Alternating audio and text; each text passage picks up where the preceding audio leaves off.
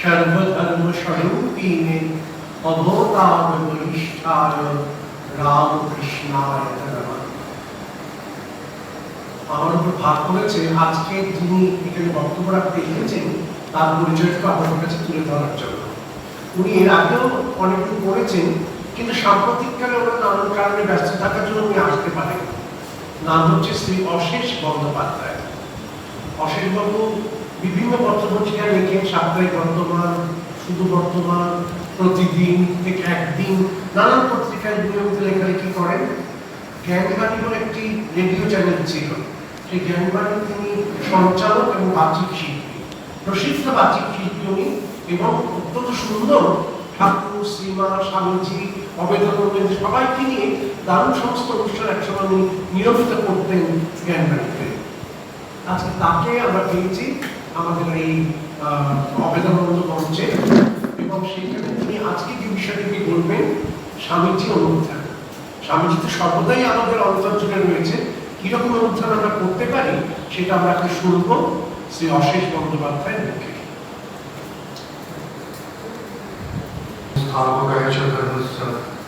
সর্বধর্মস্বরূপিণে অবতারবরিষ্ঠায় রামকৃষ্ণায় নমঃ।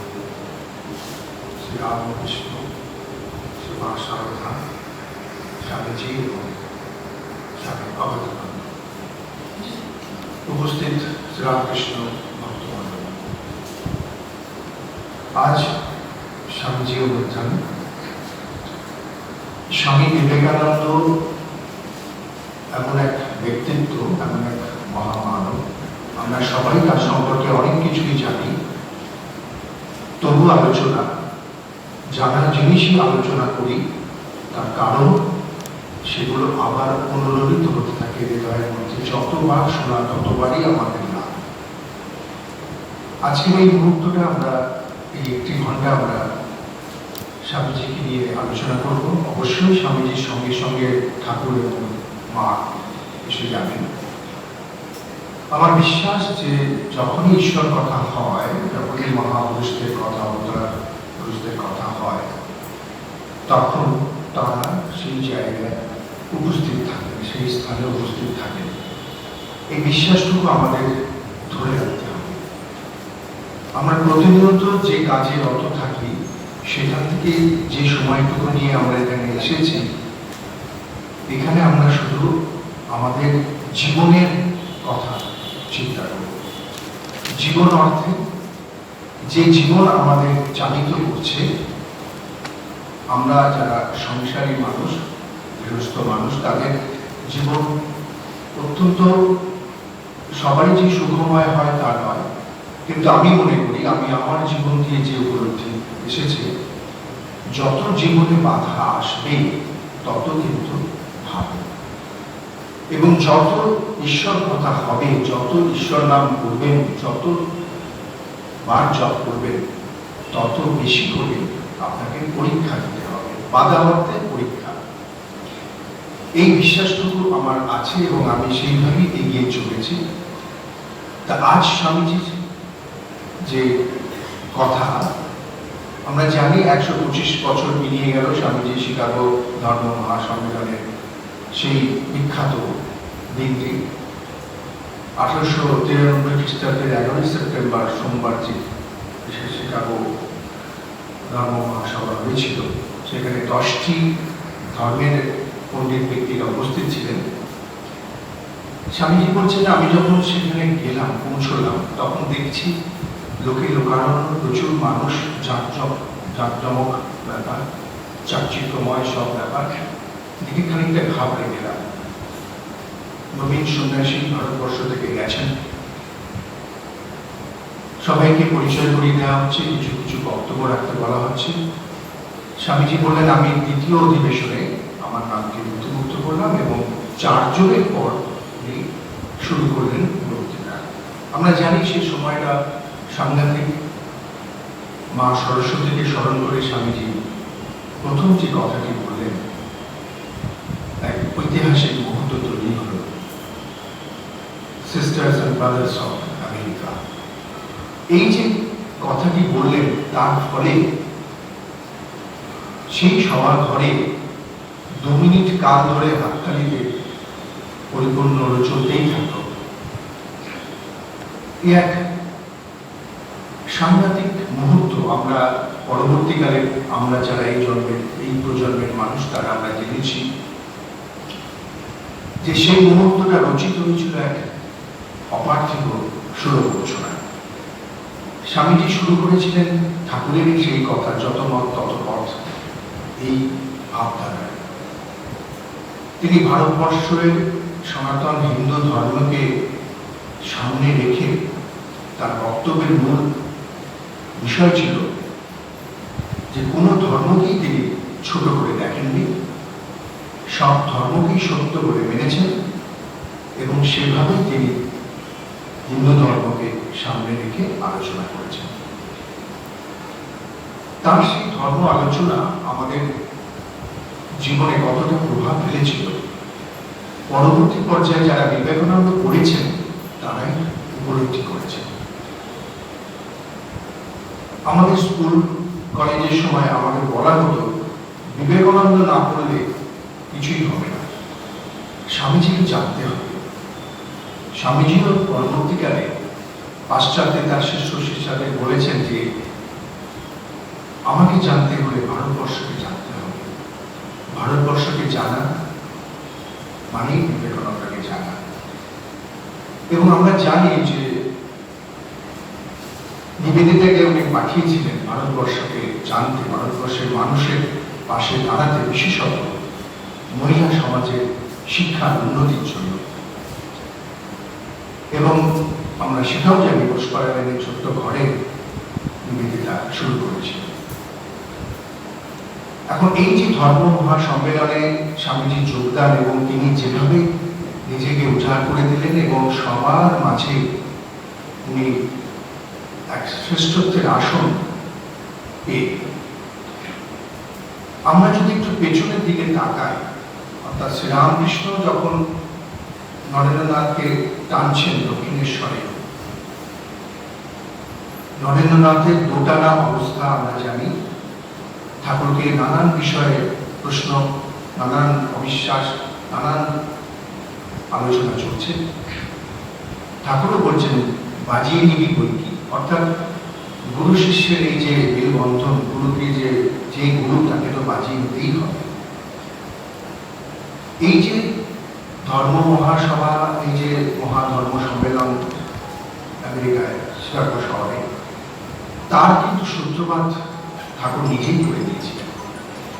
কারণ ঠাকুর সে সময় বলেছিলেন যে একটা সময় আসবেই যখন নরেন্দ্রনাথ পাশ্চাত্যে সনাতন হিন্দু ধর্মের প্রচার করবে, আর কালীপ্রসাদ অর্থাৎ স্বামী অভেদানন্দ প্রচার করবে বেদান্ত। এবং আমরা সেটা ভীষণভাবে লক্ষ্য করেছি যে স্বামী বিবেকানন্দ যেমন ধর্ম প্রচার করতে গিয়েছিলেন, হিন্দু ধর্মের প্রভাব ফেলেছিলেন, ঠিক তেমনি স্বামী অভেদানন্দ পরবর্তী পর্যায়ে গিয়েছিলেন স্বামী বিবেকানন্দের হাত ধরে, তার ডাকি মানে হাজির হয়েছিলেন। তিনি বেদান্তের প্রচার করেছিলেন, প্রসার ঘটিয়েছিলেন, স্কুল ওখানে প্রতিষ্ঠা করেছিলেন সমিতি। তাই এই যে ঘটনা পরম্পরায় আমরা দেখি ঠাকুরের সেই কথা কিন্তু সত্য বলে প্রমাণিত হয়েছিল, আমরা সেটা জানি। এখন প্রশ্ন হচ্ছে, ঠাকুর তো নরদেবের নারায়ণ অবতার বরিষ্ঠ, যা কিনা পরবর্তীকালে নরেন্দ্রনাথই আখ্যা দিয়েছিলেন, শুধু অবতার নয় অবতার বরিষ্ঠ বলেছিলেন। এই যে ঠাকুরের সঙ্গে নরেন্দ্রনাথের সম্পর্ক ক্রমশ দীর্ঘ হতে থাকে এবং নরেন্দ্রনাথ এক টান অনুভব করতে থাকেন। কিন্তু এমন একটা সময় আসে যখন নরেন্দ্রনাথের বিপর্যয় ঘটে, পেট চালানো দায় হয়ে ওঠে। সেই সময় ঠাকুরের কাছে উনি নিবেদন করেন যে একটা কিছু করে দিতে, তোমার মা তো তোমার কথা শুনে, তুমি একটু বলে করে কিছু করে দাও। ঠাকুর বললেন আমি কেন, তুই চেয়ে নে না মায়ের কাছে। আমরা জানি যে ঠাকুরের এই কথা শুনে নরেন্দ্রনাথ গেলেন মায়ের কাছে, চাকরি বা অর্থ সম্পদ চাইতে গেলেন, কিন্তু গিয়ে কি চাই না বিবেক বৈরাগ্য দাও, শুদ্ধা ভক্তি দাও। ফিরে এলেন, ঠাকুর বললেন চেয়েছিস? নরেন্দ্রনাথ বললেন না, চাইতে পারিনি, আমি চেয়েছি। বলে আবার যা। আবারও সেই একই ঘটনার পুনরাবৃত্তি ঘটল। এখন স্বাভাবিক চোখে, বাস্তব চোখে, পার্থিব চোখে আমরা এটাকে কিভাবে নেব? আমরা জানি যখনই অবতার পুরুষরা, মহাপুরুষরা ধরায় অবতীর্ণ হন, তখন তাদের সভাসদের সঙ্গে করে নিয়ে আসেন। এও ঠিক তাই। এই রঙ্গমঞ্চে, আধ্যাত্মিক রঙ্গমঞ্চে একে একে সবাই এসে হাজির হয়েছে। আমরা ভেবেছি এটা ঘটনা পরম্পরায় হচ্ছে, প্রকৃতপক্ষে কিন্তু তা নয়। সমস্ত সভাসদদের নিয়েই তার আগমন এবং সময় বিশেষে তাদের মঞ্চে অবতীর্ণ হওয়া। এই যে ঘটনাগুলো ঘটেছে, স্বামীজির জীবন পরবর্তীকালে পরিবর্তিত হয়েছে, মায়ের সংস্পর্শে এসেছেন এবং তিনি বলেছেন যে, স্বামীজি বলেছেন যে শ্রীরামকৃষ্ণ এবং শ্রী মা একই দেহ, একই মন, সবকিছু অভেদ। আসলে আমরা আমাদের ছোট বুদ্ধি দিয়ে, ক্ষুদ্র বুদ্ধি দিয়ে আমরা যতটুকু দেখি, তার থেকে বেশি আমাদের প্রয়োজন হয়ে পড়ে যত বেশি আলোচনার মাধ্যমে, পড়াশোনার মাধ্যমে আমরা সেই জায়গাটা ধরতে পারব। এই আধ্যাত্মিক জগৎ, যে জগতে যেসব লীলা চলেছে বিভিন্ন পর্যায়ে আমরা দেখেছি, আমাদের হিন্দু শাস্ত্রে, ভারতবর্ষে প্রচুর মনীষীরা এসেছেন, তার প্রত্যেকটি একটা নির্দিষ্ট কারণ এবং সময় রয়েছে। প্রতি আবির্ভাবে আমরা সেটা পরিলক্ষিত হয়েছে, আমরা উপলব্ধি করেছি। এখানেও ঠিক তাই। নরেন্দ্রনাথ, সেই নরেন্দ্রনাথ পরবর্তীকালে স্বামী বিবেকানন্দ হয়ে উঠলেন এবং তার প্রকৃত ব্যাপার যেটা, সেটা ছিল যে কর্মযোগী তিনি। কর্মযোগটাকে তিনি জ্ঞানযোগ, কর্মযোগ, ভক্তিযোগের মাধ্যমে আমরা ঈশ্বর সাধনা করি। তিনি কর্মযোগটাকে বিশেষ প্রাধান্য দিয়েছিলেন। আমরা জানি তিনি কর্মের পথে অগ্রসর হয়েছিলেন এবং সে পথেই যুব সমাজকে উজ্জীবিত করেছিলেন। এবং তিনি বলছেন যে ভক্তি মার্গ হচ্ছে সব থেকে সময় সাপেক্ষ মার্গ, সহজ ব্যাপার।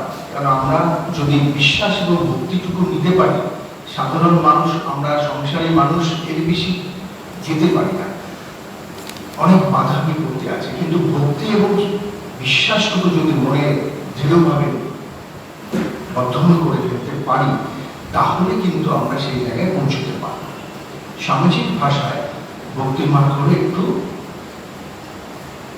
সময় সাপেক্ষ। এখন আমরা যে সময়ের মধ্যে দিয়ে যাচ্ছি, এখন এখানে স্বামীজির যে বাণী আছে, আমরা জানি তিনি 39টি বিভাগে ভাগ করেছেন যেসব বাণীগুলোকে, ধর্ম, চৈতন্য, শিক্ষা, এসব বাণীগুলো আমরা যদি আলোচনা করি, তার তাৎপর্য ব্যাখ্যা করি, তাহলে বুঝতে পারবো যে তিনি কি বলতে চেয়েছিলেন এবং আমরা এই প্রজন্মের মানুষেরা এখানে এই মুহূর্তে কতটা সেই জায়গায় আমরা পৌঁছতে পারছি, নিজেদের উন্নীত করতে পারছি। জীবে সেবা করা, শিব জ্ঞানে জীব সেবা, কেন কথাটি হয়েছে? যে প্রতিটি মানুষের মধ্যেই, প্রতিটি জীবের মধ্যেই, যে সামান্য কীট থেকে মানুষ, প্রত্যেকের মধ্যেই যে শক্তি, যে আত্মা, যে শক্তি, তা হলো ঐশ্বরিক শক্তি। কাজে কাজে আমরা যদি জীবী সেবা করি, তাহলে ঈশ্বর সেবা করে দেয়। কিন্তু এটা আমরা বিশ্বাস করতে পারি না। আমাদের জীবন দিয়ে আমরা সংসারী মানুষ যেভাবে দেখেছি সংসারকে, সংসারের থেকে যা উপলব্ধি হয়েছে, যে তিক্ততা আমরা পেয়েছি, আমরা এটা বিশ্বাস করতে পারি না। কিন্তু আমরা হলাম ঈশ্বরের সন্তান, এটা তো আমরা বলেই থাকি। তা এটা যদি বলে থাকি, তাহলে আমরা যদি ঈশ্বরের সন্তান হই, তাহলে আমরা ঈশ্বর নই কেন? আমরা তো ঈশ্বরের সন্তান, মানে তো আমরাও ঈশ্বর। এই ভাবটুকু যদি আমরা দিতে পারি, খুব সাংঘাতিক একটি কথা। আমার প্রতি মুহূর্তে মনে হয় এই বিশ্বাস, এই ভাবটুকু যদি ধরে রাখা যায়, তাহলে আমরা যেমন বলি যে আমরা ঈশ্বরকে বলি কি ঈশ্বর মঙ্গলময়, তিনি কখনো কোনো খারাপ কাজ করেন না। তার মানে আমি ঈশ্বরের সন্তান, আমি ঈশ্বর, তাই আমিও কোনো খারাপ কাজ করব না। এই ভাবটুকু ধরার জন্য এই বিশ্বাসটুকু রাখা প্রয়োজন।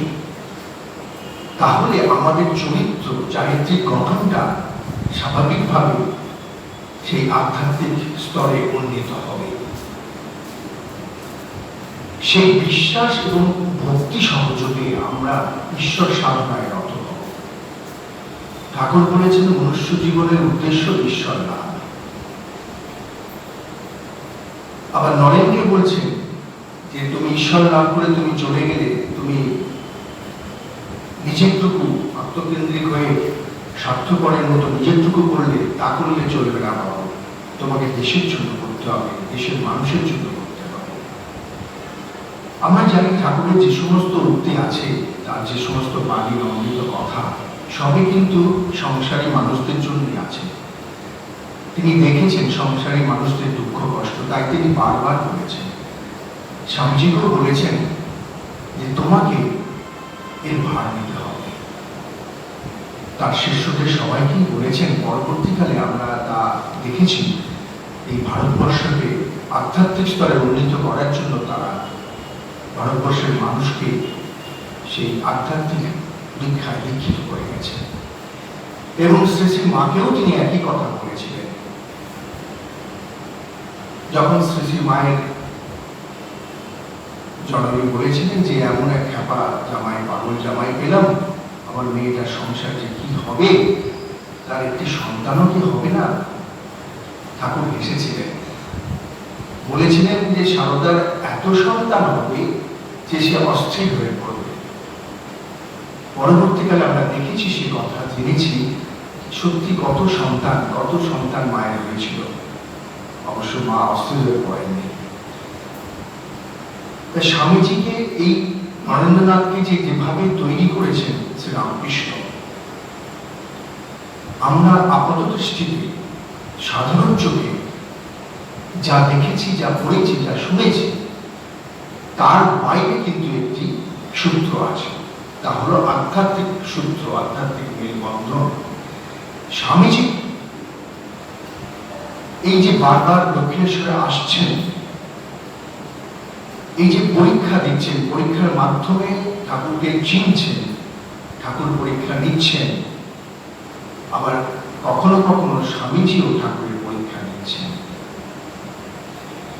এই যে একটা স্তর, একটা অন্য স্তরের একটা ঢেউ চলেছিল সেই সময়। এই সবগুলোই কিন্তু প্রকৃতপক্ষে অলরেডি রেকর্ডেড বলতে যা বোঝায়, যা বুঝি আমরা তাই। অর্থাৎ কিনা এগুলো পূর্ব পরিকল্পিত ভাবেই এসেছে, এগুলো পূর্ব নির্দিষ্ট ভাবেই এসেছে, সময় বিশেষে এমন ভাবেই এসেছে। তা না হলে আমরা ঠাকুরের কথায় দেখেছি, জেনেছি যে গিরিশবাবুকে, গিরিশচন্দ্রকে তিনি, যার অনেক দোষ, অনেক পাপ তিনি নিজে বলেছেন, কিন্তু ঠাকুর তাকে বুকে টেনে নিয়েছেন। এর অর্থ হল ঈশ্বর ত্রাণকর্তা, তিনি সবাইকে তার বুকে টেনে নেন। এগুলো সমস্ত একটি এক একজনের একটি চরিত্র, একটি নাটক, পূর্ণাঙ্গ নাটকের একটি চরিত্র, একটি চরিত্র, যে চরিত্র দিয়ে আমরা সেটা বুঝেছি। কালী প্রসাদ যখন গিয়েছিলেন ঠাকুরের কাছে, বন্ধু যোগেশ্বরের কাছ থেকে খবর পেয়ে যে দক্ষিণেশ্বরে যিনি আছেন রোহিত শ্রীরামকৃষ্ণ, তিনি নাকি যোগী পুরুষ, ওনার যোগ সাধনার কথা, যোগ সাধনার ইচ্ছা প্রকাশ করেছিলেন সেই 12 বয়সে। অনেক কাজ খড় করে এসেছিলেন, রাত্রি থাকতে হয়েছিল। পরদিন সকালে ঠাকুর তাকে ডেকেছিলেন, ডেকে বললেন, ঠাকুর তাকে দেখে হাসলেন এবং বললেন, তুমি নিজেই তো একজন যোগী পুরুষ, তোমার অনেকটাই করা আছে, সামান্যটুকু বাকি আছে, সেটা এই জন্মেই হবে। এবং সব থেকে মারাত্মক যে কথাটি বলেছিলেন যে এটাই হচ্ছে তোমার শেষ জন্ম। তার মানে সেই কালীপ্রসাদ পরবর্তীকালে স্বামী অভেদানন্দ, আমরা তাহলে কি বুঝলাম যে মানুষের শেষ জন্ম বলে আছে। আমরা যে জীবন চক্রে ঘুরছি প্রতিনিয়ত, চোখ বাঁধা কোন বড়দের মতো ঘুরে মরছি, এই সংসারে ঘুরছি, একই জায়গায় ঘুরে মরছি, জীবন মানে যন্ত্রণা ভোগ করছি, তবু বলছি এই বেশ ভালো আছে। ঠাকুর বলেছিলেন, সংসার করো তাতে দোষ নাই, তবে ঈশ্বরের তো মন রেখে করো। এটাই হচ্ছে আসল ভাব, যে ঈশ্বরের সংসার মনে করে করতে হবে, আমার বলে কিছু নেই, সব তোমার। একবার যদি এইটা সমর্পণ করে দেওয়া যায়, তাহলে দেখবেন সেই সংসারে যত বাধা বিঘ্নই আসুক, যত অশান্তি আসুক, আমরা কিন্তু শান্তভাবেই থাকতে পারব। কারণ এটা তো আমার সংসার নয়। আর সব থেকে বড় কথা হলো, কেউ কারণ নয়।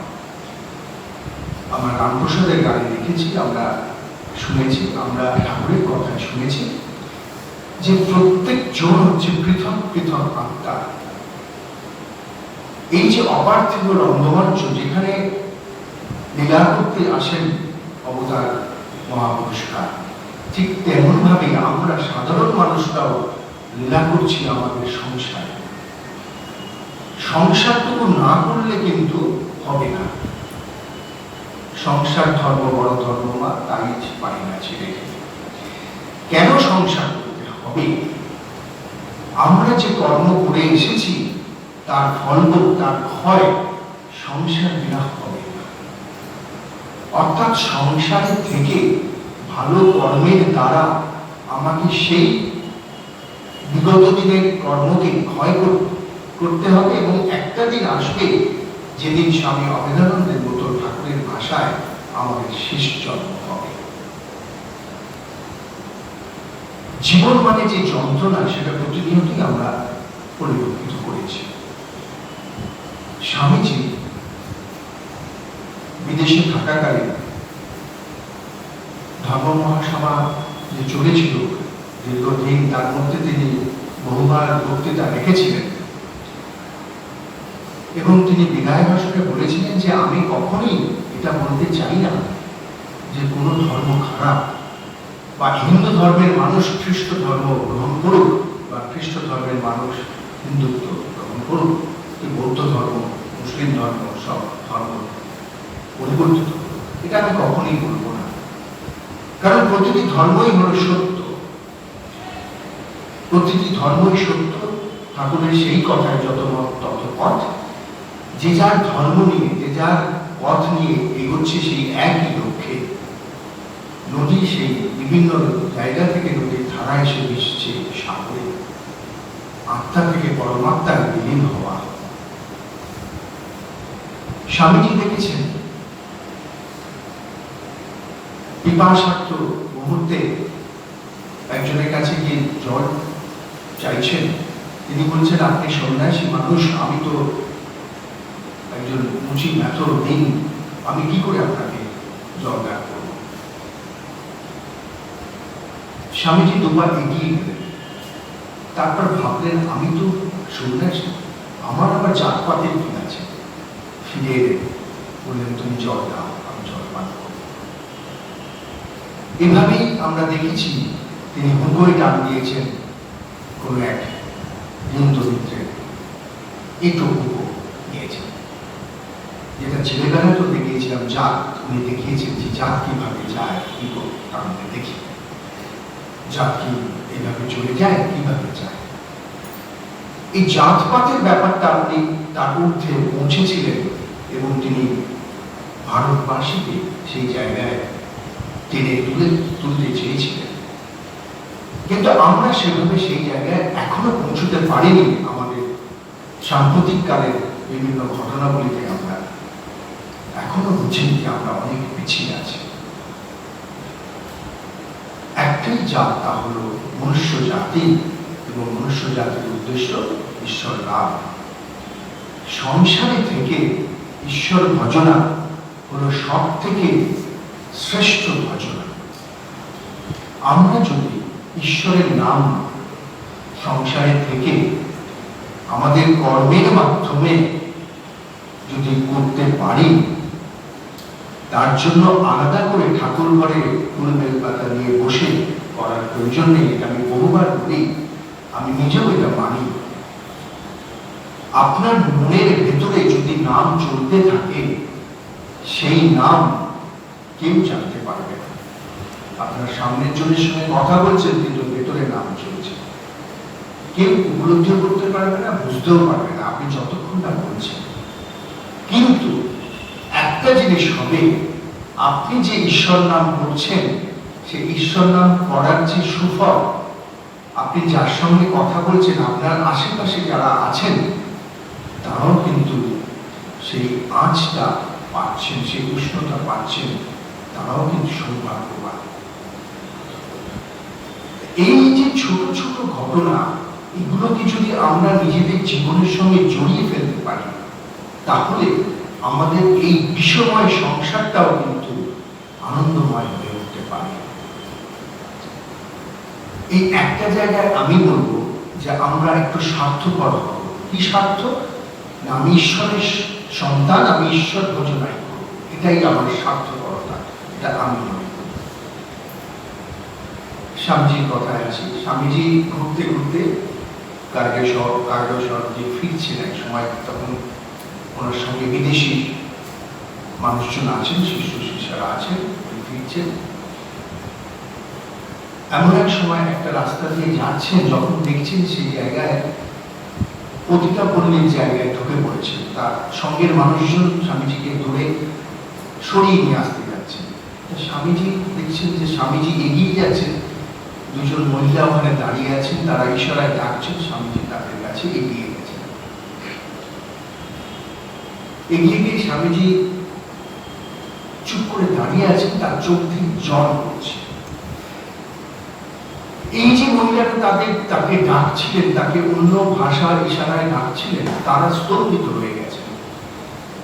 স্বামীজি বলছেন, আহারে, এরা দেবী, এরা জানে না এরা কি করছে, এরা কি শক্তি, দেবীত্ব শক্তি এদের মধ্যে রয়েছে। স্বামীজি দুঃখ প্রকাশ করছেন। তার মানে একজন মানুষ, একজন মহাপুরুষ তার জীবন নিয়ে উপলব্ধি করছেন এবং সেটা লিপিবদ্ধ করে গেছেন আমাদের জন্য, সাধারণ মানুষের জন্য, যারা কিনা আমরা স্বামীজির দৃষ্টি দিয়ে সেই জায়গায় পৌঁছতে পারি এবং উপলব্ধি করতে পারি। অর্থাৎ মাতৃস্থানীয় যারা, মাতৃত্ব জননী, এই ভাবধারায় আমরা যদি মানুষকে, মহিলাদের দেখতে পারি, তাহলে কত সুন্দর একটা সম্পর্ক তৈরি হয়ে যায়। আমরা ব্যস্ত মানুষ, সারাদিন কর্মের মধ্যে থাকি, কিন্তু এই সমাজে আমরা দেখছি যে বয়সে আমরা উপনীত হয়েছি, আমরা কিন্তু অনেকটা পথ পেরিয়ে এসেছি এবং এটাই হচ্ছে মূল্যবান সময়। অনেক বাধা বিঘ্ন পেরিয়ে এসেছি, অনেক কর্তব্য থেকেও বেরিয়ে এসেছি। এখনই হচ্ছে মূল্যবান এই সময়, যে সময়টা আমরা অতিবাহিত করব ঈশ্বর সাধনায়, ঈশ্বর ভজন, ঈশ্বর নাম অহরহ করব, যার ফল আমার সংসারে করবে এবং সেই সংসারও কিন্তু একটা সুন্দর সুখময় পরিস্থিতির মধ্যে দিয়ে চলতে থাকবে। আমরা দেখেছি যে স্বামীজির বাণীর মধ্যে উনি ধর্মকে বলেছেন যে আমরা রান্নাঘরে ঢুকিয়ে ফেলেছি। জাতপাতের কথা বলতে উনি বলেছেন যে আমরা জাতপাতকেই বড় করে রেখেছি। অর্থাৎ এই জাতপাত, ছোঁয়াছুঁয়ি, এইসব, এই যে রান্নাঘরে ঢোকা, এই সবগুলো হচ্ছে আমাদের সংকীর্ণতা, সংকীর্ণ মনেরই পরিচয়। উনি বলছেন এগুলো হচ্ছে অজ্ঞানতা, আর এই অজ্ঞানতাই হচ্ছে পাপ। কিন্তু মনে করতে হবে আমরা প্রতিটি মানুষ, আমরা পাপ কথাটি উচ্চারণ করব না, আমরা কখনোই বলবো না যে আমরা পাপী। সেই কথা যে টেনেই বলা যায় যে ঈশ্বরের সন্তান যখন, তখন কেন বলবো আমরা পাপী? স্বামীজির সেই কিছু বাণী এখানে আমার সামনে আছে, যেখান থেকে আমি কিছু কিছু বাণী আপনাদের শোনাবো, যার কিছু ব্যাখ্যা আমরা চাইবো দিতে, ভালো লাগবে। যেটা যে স্বামীজি প্রতিটি ক্ষেত্রে যে বিভাজন করেছেন, ধর্ম, আদর্শ, চৈতন্য, শিক্ষা, সংসার, এই যে ভাগে তার বাণীগুলো বিভিন্ন ভাবে উপস্থাপন করেছেন। আমরা জানি কথামৃত ঠাকুরের শ্রীমকুলের শ্রীল অমৃত বাণী, স্বামীজিরও কিছু আছে, সেটাও আমরা কথামৃতই বলবো, কারণ এগুলো তো অমৃত সমান কথা। যে স্বামীজি বলছেন ভালো কাজটার বেলা আমি, আর মন্দ কাজটার সময় তিনি। ওটা গীতা বেদান্তের পথ যোগ, বড় সর্বনেশী কথা, অমন কথা বলিস নি, বরং তিনি ভালোটা করাচ্ছেন আর আমি মন্দটা করছি, তাতে ভক্তি আসবে, বিশ্বাস আসবে। অর্থাৎ কিনা যে ভালো কাজটির বেলায় আমি আর মন্দ কাজটির বেলায় তুমি, কিংবা এখানে যিনি স্বামীজি সেইটাই বলতে চাইছেন যে আমি এই ভাবটাকে নিজের ভাব প্রকাশ করার বাসনা যাচ্ছে, যেটা আমি বলতে চাই যে আমার ভালো, স্বামীজি বলছেন মন্দটা আমি কেন দেব? আমার ক্ষেত্রে মনে হয় যে আমি যখন সমর্পণ করছি পুরোটাই, আমার সত্তা, আমার বলে কিছু নেই, আমিত্ব বলে কিছু নেই, তাহলে ভালো মন্দের বিচার আমি কিছু করবো না। সংসারে যা কিছু ভালো হচ্ছে সব তোমার জন্যই হচ্ছে, মন্দ যা হচ্ছে সব তোমার জন্য হচ্ছে, আমার কোনো দায় নেই। এটা ঠিক গিরিশ ঘোষের বকলম নেওয়ার মতো ঠাকুরের। গিরিশ ঘোষ বলেছিলেন আমার সময় নেই কিছু করার, প্রত্যেকটা সময়ের তিনি উদাহরণ দিয়েছিলেন। এই সময় আমি মদ্যপান করি, এই সময় আমি নাটক করি, এই সময় আমি ঘুমোই, আমি কখন ঈশ্বর ঘোষণা করবো? তা ঠাকুর বকলম চেয়ে গেছে। এখানে আমার কথা হচ্ছে আমরা কেন বকলমা ঠাকুরকে দেব না?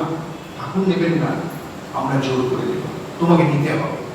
তুমি তো দৃষ্টান্ত স্থাপন করে গেছো গিরিশ ঘোষের বেলায়, সেটা তো দেখিয়ে গেছো। তিনি লোক শিক্ষক, লোক শিক্ষা নিতে এসেছিলেন, তা তিনি তো দেখিয়েছেন সেই পথ, তাহলে আমাদের কেন দেখাবেন না? আমার বিশ্বাস আমরা এখানে আলোচনা করছি, ওনারা এখানে উপস্থিত আছেন। সুতরাং সেই ভাবটা যদি আমরা আনতে পারি হৃদয়ের গভীরে, সেই বিশ্বাসটুকু যদি জন্মাতে পারি, এই আমাদের লালন পালন করতে পারি গভীরে, তাহলে আমরা নিবেদন করবো তাকে সর্বস্ব। স্বামীজি কর্মবীর, কর্মযোদ্ধা, সেই স্বামীজির বাণী যে ধর্মই ভারতের প্রাণ, ভারতের সেই ভাব এখনো অক্ষুণ্ণ রয়েছে।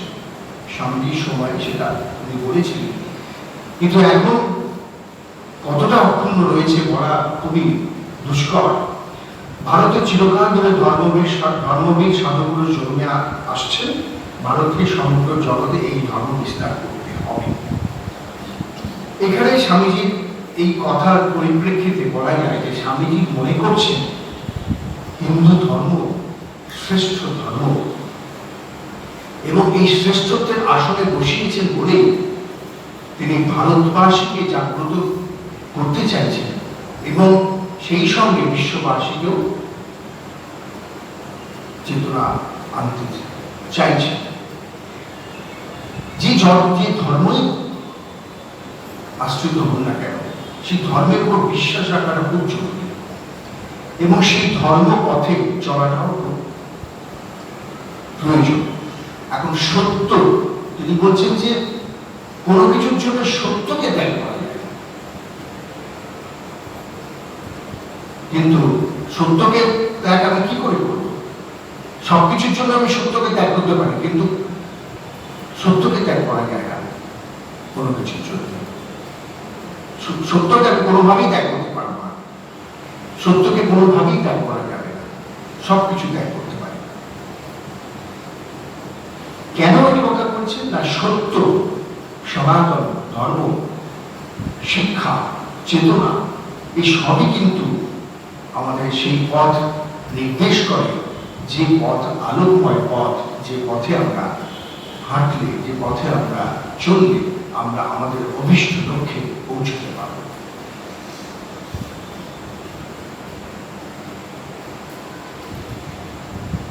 স্বামীজি বলছেন, শিক্ষাই বলিস আর দীক্ষাই বলিস, ধর্মহীন হলে তাতে গলদ থাকবেই থাকবে। শিক্ষা যদি প্রকৃতপক্ষে, শিক্ষা বলতে আমরা কি বুঝি?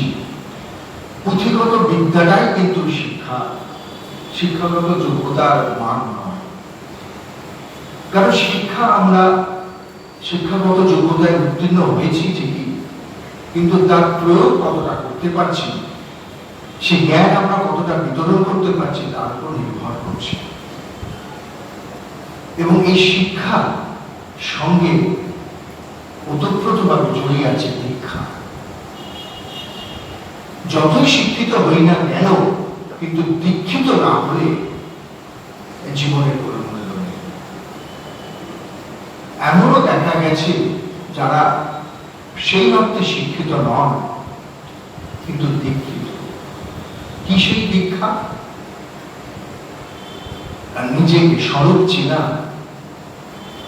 ঈশ্বর উপলব্ধি করা, চৈতন্যের ভাব প্রকাশ করা, তার ভেতরে জাগ্রত করা, এগুলো হচ্ছে দীক্ষার লক্ষণ। সবসময় যে দীক্ষার জন্য আমরা দীক্ষা গুরুকে স্মরণ করবো, তার কাছে যেতে হবে এমন কোনো কথা নেই, এটা আমার নিজস্ব মত। আমি যদি কোনো মহাপুরুষকে আদর্শ রূপে, তাকে যদি মনে মনে কল্পনা করে তাকে গুরু মানি, তাহলেই কিন্তু দীক্ষা হয়ে যাবে। অর্থাৎ সবকিছুই নির্ভর করছে আমার মানসিকতার উপর, আমার মনের উপর, আমার আত্মা কি বলছে, কে কি বলল সেটা শোনা লাগে, আমাকে তার ভাবটুকু নিতে হবে বিচার বিশ্লেষণ করে। এখানে হচ্ছে প্রকৃত জ্ঞানের আলো প্রয়োজন। আবার বেদান্তে চর্চা করতে গিয়ে স্বামীজি বলছেন যে, ব্রহ্ম হতে কীট পরমাণু, সর্বভূতে সেই প্রেমময়।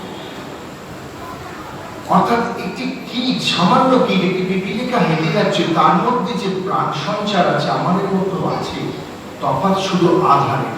ওই ক্ষুদ্র আধার আমাদের বড় আধার, এবং আমাদের বুদ্ধি মেলা অনেক উন্নততর আধার, উন্নততম আধার। আমরা জানি এই জন্ম জন্মান্তর ধরে আমরা যে মনুষ্য জন্মে যেভাবে আমরা এই চক্রে পড়ে ঘুরছি, আমাদের কর্মফল ক্ষয় করছি। সুতরাং এই জন্মে যতটা দুঃখ পেয়েছি, যতটা কষ্ট পেয়েছি, যতটা অসফল হয়েছি, সেই কথা মনে রেখে আমরা যদি প্রতিনিয়ত ভালো কাজ করার সুযোগ পাই, ভালো কাজ করতে থাকি, ঈশ্বর সাধনা করতে থাকি, সৎ চিন্তা করতে থাকি, সৎ গ্রন্থ করতে থাকি, সৎ আলোচনা করতে থাকি, তাহলে আমরা কিন্তু পৌঁছে যাব সেই স্তরে যখন কিনা আমাকে আর পরবর্তী পর্যায়ে এই জীবনে প্রবেশ করতে হবে না। স্বামী অভেদানন্দের মরণের পারে এবং মৃত্যু রহস্য বলে দুটি গ্রন্থ আছে, যে গ্রন্থ দুটি পড়লে আমরা বুঝতে পারি যে মৃত্যু কি ব্যাপার। যাই হোক, জীবন যতক্ষণ আছে ততক্ষণই আমরা আমাদের কাজ করে যেতে পারব। জীবন যে মুহূর্তে জীবন থেকে এই আত্মা সূক্ষ্ম রূপে বেরিয়ে যাবে, আর কিন্তু আমাদের কোনো ক্ষমতা নেই কিছু করার। সুতরাং এই জীবন হলো মূল্যবান, এই মূল্যবান জীবনটাকে আমরা হেলায় ফেলায় নষ্ট করেছি অনেক অনেক বছর ধরে, কিন্তু এখন আর করবো না। এখন আমরা সেই পথে যাব, মনীষীরা যে পথ বাতলে দিয়েছেন সেই পথে এগোবো, এবং আমরা সেই উপলব্ধি নিয়ে আমরা ঈশ্বর সাধনায় রত হব, এবং একটা সময় আসবে যখন আমার জীবন সম্পূর্ণ হবে, অর্থাৎ কিনা আমার জীবন চক্র সম্পূর্ণ হবে, আমাকে আর পুনরায় জন্মগ্রহণ করতে হবে না। স্বামীজির যে এই ভাবধারা যে শিবজ্ঞানে জীবসেবা, তার মানে কি প্রতিটি মানুষের মধ্যে ঈশ্বরের নিবাস, এটা যদি মনে করে আমরা যদি মানুষকে ঈশ্বর ভেবে সেবা যত্ন করি, তার ভালো মন্দ দেখভাল করি, তাহলে আমার ঈশ্বর সাধনা হয়ে যাবে।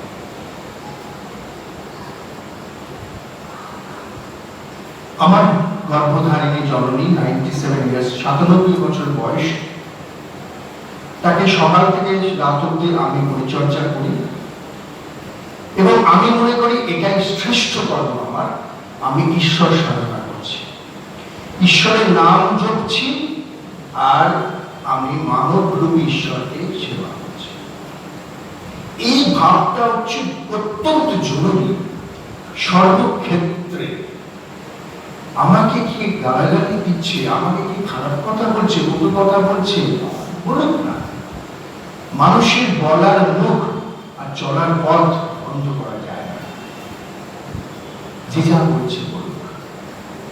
সংসারে থাকতে গেলে প্রথম শর্ত হল নির্লিপ্ততা, নির্বিকার থাকতে হবে।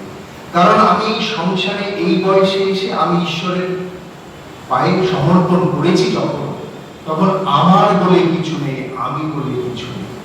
তা যদি হয়, কেউ যদি কিছু কটু কথা বলে, গালিগালাজ করে, বুঝে না বুঝে, ভুল করে, করুক না, তাতে কি যায় আসে। এই ভাবটুকু রাখতে হবে। সংসারী মানুষের ক্ষেত্রে এটা কিন্তু খুবই প্রয়োজন। স্বামীজি তো বিখ্যাত, আমরা একটু উক্তি যে বহুলোকের সম্মুখে তোমায় ছাই কোথা খুঁজেছ ঈশ্বর, জীবে প্রেম করে যে জল সেই জল সেরেছে ঈশ্বর। এই কথাই বারে বারে ঘুরে ফিরে আসছে। স্বামীজি বলছেন মায়ার প্রভাবে জীব নিজের আলাদা অস্তিত্ব বোধ করে। এই যে জীব, আমরা নিজেরা আলাদা অস্তিত্ব পাই। আমি বাবা, আমি পুত্র, আমি স্বামী, এই যে আমি স্ত্রী, আমি কন্যা, আমি মাতা, এই যে অস্তিত্ব আমার সংসারে, আমি এটা মনে করি, দৃঢ়ভাবে ভাবি। আর এই ভাবনাটা আসে মায়া থেকে। এই মায়ার বন্ধনের আবদ্ধ বলেই মায়াবদ্ধ জীব, আমরা এটা ভাবি। এটা দৃঢ়ভাবে ভাবি বলেই আমরা কষ্ট পাই। এই মায়াই কিন্তু আমাদের আবদ্ধ করে রেখেছে, এই অজ্ঞানতার ছুরি পড়িয়ে রেখেছে, তাই আমরা জীবনে কষ্ট পাই। প্রতিটি মানুষ কষ্টে জর্জরিত হয়েছে। কিন্তু কেন হব? অমৃতের পুত্র, সংসারী মানুষ, ঈশ্বরের পুত্র, আমাদের আবার কষ্ট নেই। স্বামীজি বলছেন না, পাপ বলে কিছু নেই। কিসের পাপ? এই যে দৃঢ়তা, এই যে সত্যতা, এটা কিন্তু উপলব্ধির ব্যাপার। এটা বলে হবে না, এবং এটা কাউকে বুঝিয়ে পিটিয়েও হবে। এটা যে যার নিজস্ব ব্যাপার। কিন্তু প্রতিটি ক্ষেত্রেই আমরা দেখেছি কিছু কিছু ব্যাপার থাকে যে ঘষতে মাঝতে আমরা কিন্তু সেই জায়গায় পৌঁছে যাই। তাই ঠাকুর বলেছেন বাঁশ গাছ ছাড়া, কলিযুগে বাঁশ গাছ আর কলা গাছ ছাড়া সবাই উদ্ধার। কেন কথা বলেছেন না? কলা গাছের জল সার, শুধু জল ভর্তি, কারণ শুধু জল বেরোবে, সার বস্তু কিছু নেই। বাঁশ হচ্ছে শুক্রায়িত। এই তার মানে যার মধ্যে এতটুকু উপলব্ধি করার ক্ষমতা আছে, যার মধ্যে ঐশ্বরিক প্রেম এতটুকু আছে, যার মধ্যে বিশ্বাস আছে ঈশ্বরে, যার মধ্যে এতটুকু ভক্তি আছে, তিনি ঈশ্বরের সন্ধান পেতে পারেন। জীবের ক্ষুদ্র শক্তি আর কাছে থাকবে জড়বিন্দু। জীব একা একা কি করবে? সেই জন্যই বলছেন যে তাই মায়াশক্তির সঙ্গে সে খেলতে থাকে, খেলার সঙ্গী তো চায়।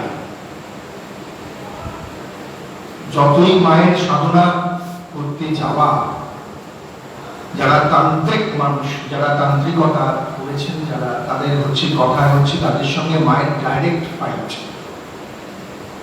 ডাইরেক্ট যুদ্ধ, একদম সরাসরি।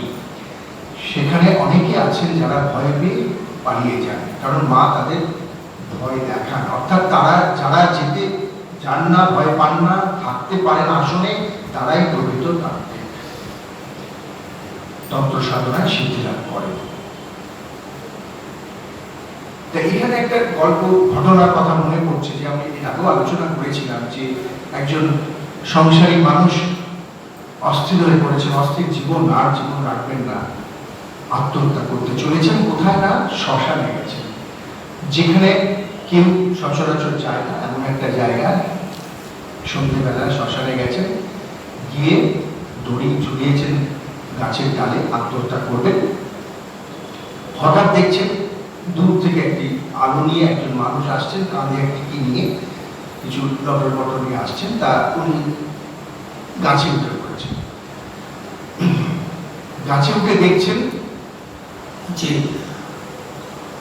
উনি ওই গাছের নিচেই এসে উপস্থিত হয়েছেন।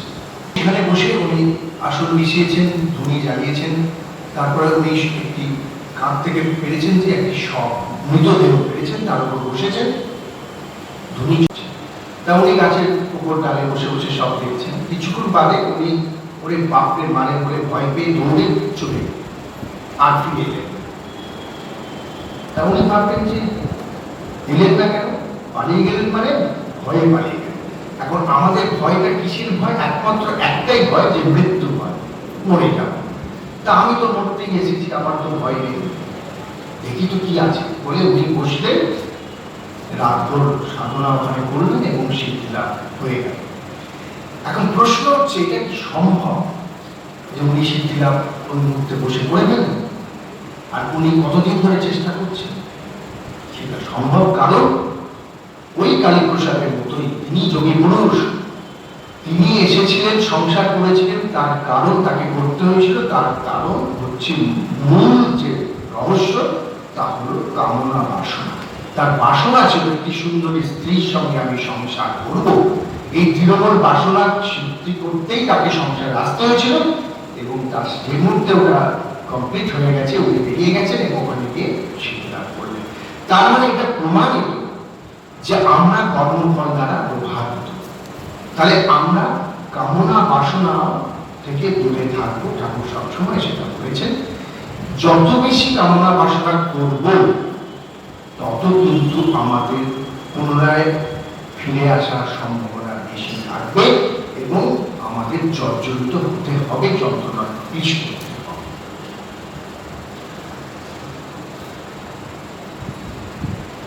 আমরা আত্মা মুক্ত। স্বামীজি বলছেন পিওর বাই নেচার, অর্থাৎ স্বভাবতই পবিত্র। আমরা কি কখনো পাপ করতে পারি? স্বামীজি যে বলেছেন অসম্ভব। এইরকম বিশ্বাসটুকু চাই। এই বিশ্বাসে আমাদের মানুষ করে, দেবতা করে তো। এই শ্রদ্ধার ভাবটা হারিয়েই তো দেশটা উৎসর্গে গেছে। সুতরাং আমাদের বিশ্বাসটুকু ভেঙে গেছে যে আমরা পারি। এই যে শক্তি আমাদের আছে ভারতবাসীর প্রতিটি মানুষের মধ্যে, আমরা ভারতবাসী একটি পুণ্যভূমি, যেখানে আমাদের কাছে, আমাদের এখানে প্রচুর মহাপুরুষরা জন্মেছেন, অহরহ আসছেন, আমরা সন্ধান পাই না। পর্বত গুহায় তারা দিন রাত্র তারা ভজনা করে চলেছেন। সুতরাং আমাদের সৌভাগ্য, আমরা অত্যন্ত সৌভাগ্যবান যে আমরা ভারতবর্ষে জন্মগ্রহণ করেছি। কিন্তু বিশ্বাসটুকু রাখতে হবে। এই ধর্ম, এই বিশ্বাস, এই ভক্তি, এই যদি আমরা হারাই, তাহলে আমাদের পথ ভ্রষ্ট হতে সময় লাগবে না। এই পথভ্রষ্ট হয়ে আমরা ঘুরে মরছি। তাই মনীষীরা বলে গেছেন, আমরা এই কথা এখনো পর্যন্ত বিশ্বাস করে উঠতে পারিনি বলে আমাদের এই দুর্দশা চলছে। এই অস্থির সময়ের মধ্যে দিয়ে আমরা এগোচ্ছি। আত্মানুভূতি প্রসঙ্গে স্বামীজি বলছেন, কেউ কাউকে কিছু করে দিতে পারে না। পারে কি বা? পারে না। নিজের নিয়তি নিজের হাতে। গুরু এইটুকু কেবল বুঝিয়ে দেয় মাত্র। বীজের শক্তিতেই গাছ হয়, জলবায়ু কেবল তার সহায়ক মাত্র।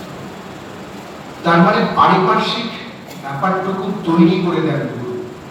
তোমাকে তোমার প্রচেষ্টা দ্বারাই তোমাকে নিজের সেই জায়গায় নিজেকে উন্নীত করতে হবে, সেই জায়গায় নিজেকে নিয়ে যেতে হবে। এইভাবেই আমরা স্বামীজিকে স্মরণ করতে করতে আমরা যে আলোচনার মধ্যে দিয়ে যাব, তার মূল স্রোত হলো যে আমরা ভারতবাসী, আমাদের মধ্যে সেই ঈশ্বর সাধনার বীজ নিমজ্জিত আছে।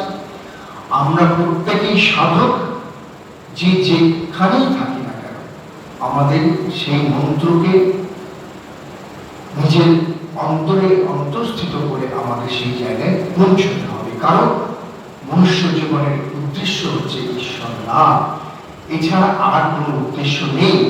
আহার বিদ্যা মৈথুনের সময় পেরিয়ে গেছে, সুতরাং আর নয়। আর স্বামীজি কি বলছেন, খুব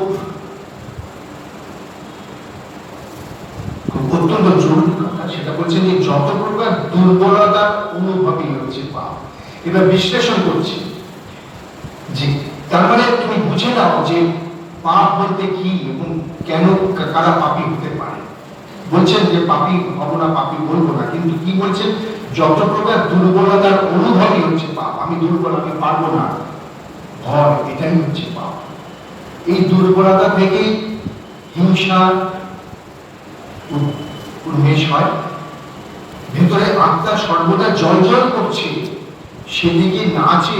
আর মাসের কিংবদন্তি মার্কার খাঁচা, এই জড় শরীরটার দিকেই সবার নজরে আমি করছি, আমি করে করছি।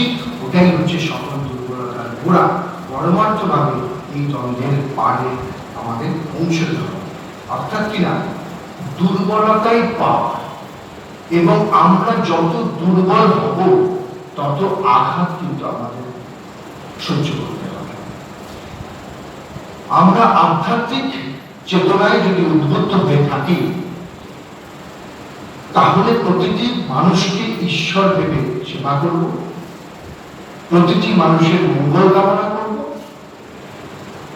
আর আমার বলে কিছু নেই, সব তোমার এই ভাবটুকুকে ঈশ্বরের সাধনা করে যাব, নীরবে নিভৃতে ঈশ্বরের নাম জপ করে যাব। তাহলে আমার সেই জায়গাটা পৌঁছানো হবে। ঢাকঢোল পিটিয়ে বলার ব্যাপার নেই যে আমি ঈশ্বর ঈশ্বর করছি, খোল করতাল দিয়ে খুব হরিনাম করছি, কিন্তু পরবর্তী পর্যায়ে দেখা যাবে যে আমি অত্যন্ত খারাপ কাজ করছি। সময় খুব কম, একটা ছোট্ট কথা না বললে না, আমার খুব খারাপ লেগেছিল বলেই বলছি। হরিনামের আসরে আমি শুনছিলাম, সেখানে যিনি পদকর্তা গান গাইছেন বলছেন পরবর্তী পর্যায়ে তিনি চাইছেন টাকা। এখন প্রশ্ন, একটা বাক্স থাকতে পারে, প্রণামী হিসেবে কেউ দিতে পারেন, কোনো সমস্যা নেই। তিনি চাইছেন না, বলছে আপনার কাছে 500 টাকার নোট নেই, আমি দেবো না, একটু দেখান না। আপনার কাছে 2000 টাকার নোট নেই, দেখি অনেকদিন দেখি, দেখান না। আমার খুব খারাপ লাগলো ব্যাপারটা। জানি না সবার এটা খারাপ লাগবে কিভাবে নেবেন, আমার কিন্তু মোটেই ভালো লাগে।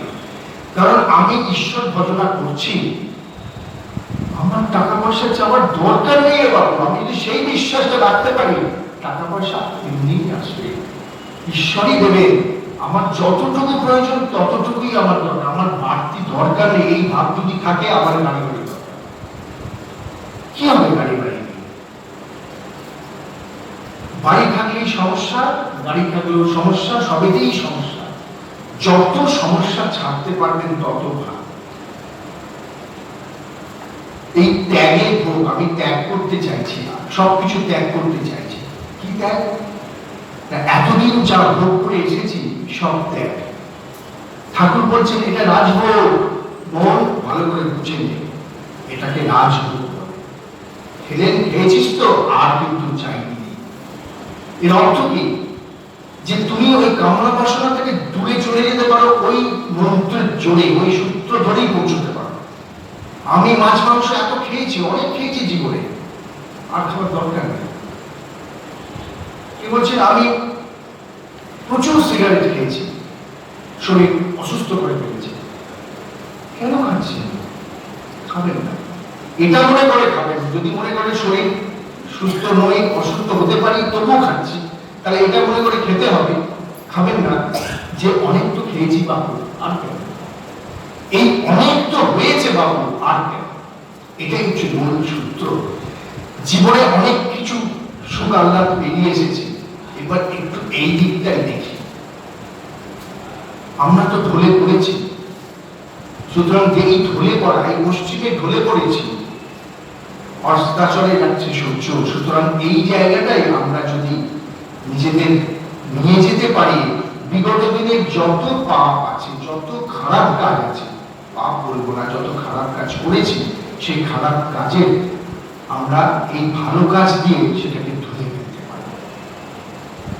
একজন বলছেন আমি নিত্যদিন পূজা আর্চা করি, আর সেদিন মঠেই আসলো, আসতে গিয়ে আমার পাটা মুচকে গেল। ঠাকুর তুমি কি করলে? ঠাকুর হাসলেন। কেন? তোমার যা কর্ম ছিল তাতে পাটি ভেঙে যেতে পারতো বাবু, 3 মাস করে থাকতে হতো রাস্তা দিয়ে। কিন্তু তুমি যেহেতু ঈশ্বর ভজনা করো, তুমি ভালো কাজ করো, তাই তোমার ওটা খণ্ডন হয়েছে, তোমার ওই মুচকে গেল। এই ভাবটা কিন্তু আমরা ভাবতে পারি না, আমাদের এইভাবেই ভাবতে হবে। পুত্র মারা গেছে, বলছে যে পুত্র চলে গেল। কার পুত্র? ঈশ্বরের পুত্র। আমি তো অভিনয় করছি রে বাবু, মাতার অভিনয় করছি, পিতার অভিনয় করছি। খুব শক্ত, কিন্তু খুব সহজ।